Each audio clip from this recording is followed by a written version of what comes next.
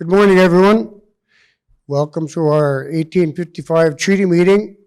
Today we call this press release to make our governor, or I shouldn't say make, but to ask our governor and our lieutenant governor to please step up in helping us in our fight against Line 3 and also these water permits that are taking water from our lakes. You know, there's plenty of lakes out there that they could take from that don't have wild rice. I don't understand why they don't do that, but instead they're taking out of our lakes that have wild rice, and with a drought right now, you know, that hurts a lot of our people as far as food-wise and as far as the income. So today we hold this to make our lieutenant governor and I'm going to say make because we want you guys to understand that our lieutenant governor and Governor Walsh, that, you know, our native vote makes a big difference. There's a lot of native votes in our 1855 treaty area and within the other treaties. And right here in Minnesota, our native vote is strong, and I'm sure it helped in getting you guys elected. So today we call upon you to help us out and helping put a stop to these permits and to stop this line 3. And with that, I say miigwech, and I'm going to turn it over to our Secretary Treasurer, who's going to say a few words. Then we'll turn it over to Winona the Duke and also Frank Bibeau. Miigwech. And I'm sorry, I always forget to introduce myself. My name is Raymond Aganash. I'm the District 1, and I'm also the Assistant Chair for the 1855 Treaty.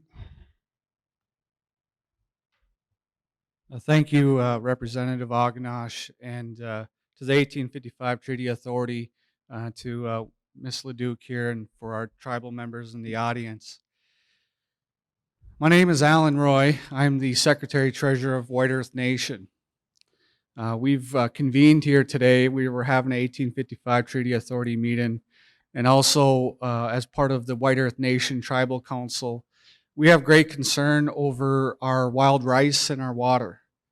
In 2019, the White Earth Nation had passed a Rights of Monoman, Rights of Wild Rice resolution. That is tribal law. That requires the White Earth Nation to stand up for our sacred food.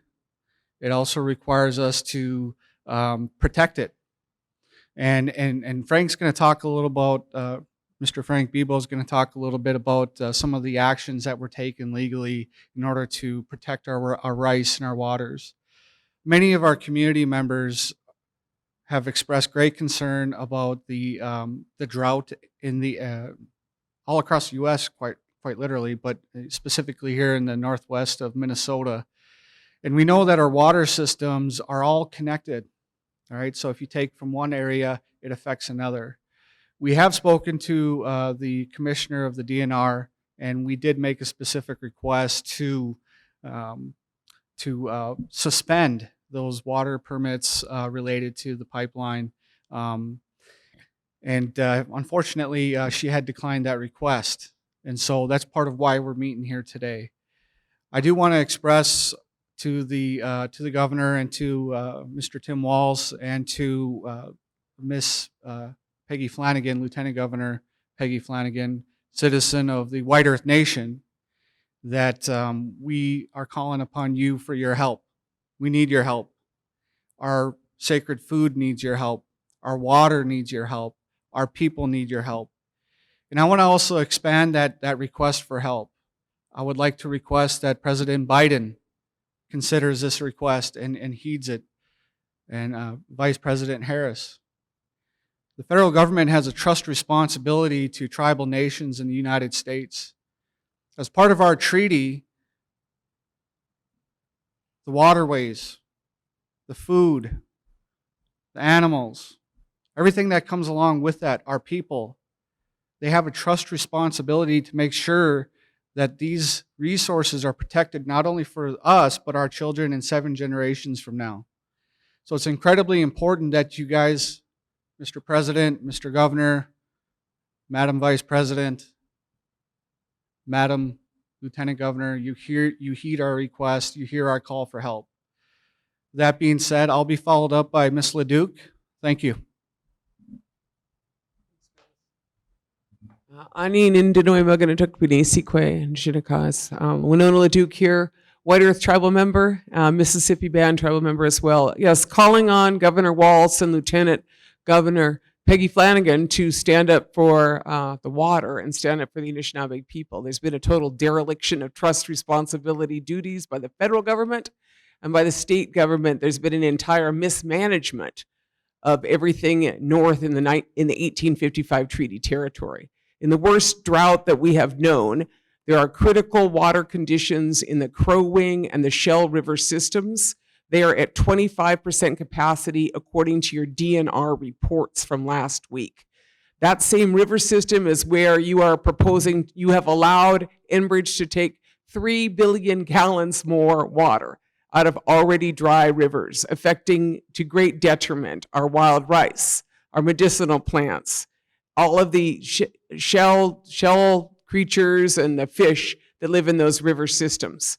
And that is wrong. That's an entire mismanagement. We are calling on Peggy Flanagan and Governor Walz to be responsible. And more than that, we're calling on the federal government to stand up for the waters and the treaty rights of the Anishinaabe in these territories. And at the same time, I just want to point out that there was a frack out 2 days ago on the Willow River.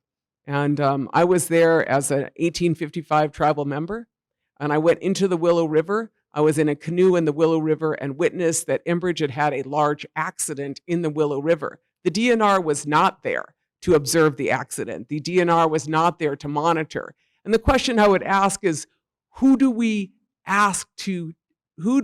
complain to about Enbridge's violations of their permit?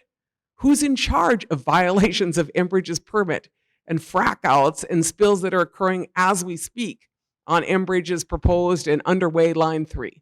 Who is responsible for this? You know, we witnessed that, and those DNR officials were there to arrest us, not to protect the water. And that's wrong. So you've got a rogue corporation, a rogue Canadian corporation, and it's not very patriotic, Governor Walz, to give your water and your land and the civil rights of Minnesotans and tribal members away to a Canadian corporation. Not very patriotic, and we are calling on you and Peggy Flanagan to stand up for the Anishinaabe and for the waters of northern Minnesota. Miigwech.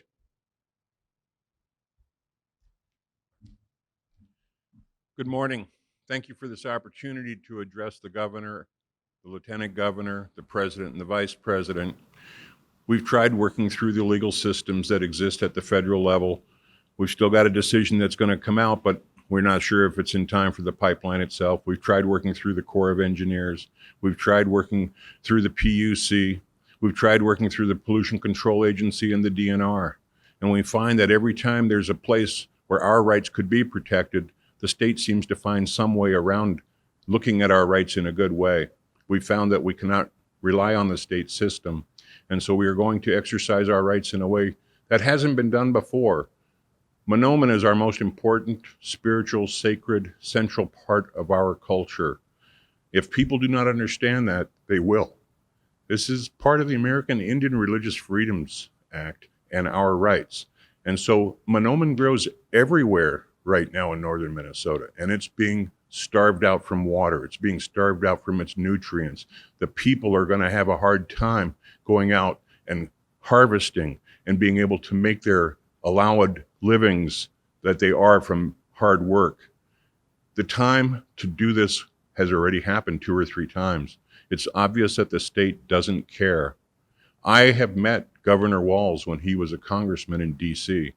The same for our Attorney General, Keith Ellison. They were House reps. And when the tribes would come and meet with them there, they understood our treaty rights very well. Our treaty rights were respected when those men sat in Washington, D.C. But now they sit with the other oppressors from the other agencies, and they're denying us our rights.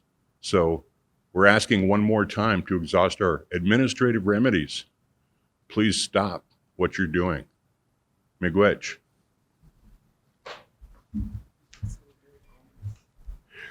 I'd like to say miigwech, but I too would also like to say to President Biden and Vice President Harris, come on, we are a government. Start treating us like a government. Let's meet on a government-to-government basis So with that, I say miigwech, and I hope you all have a good day, and I thank our speakers, Winona Duke, Frank Bibo, and Secretary Treasurer Roy. Miigwech.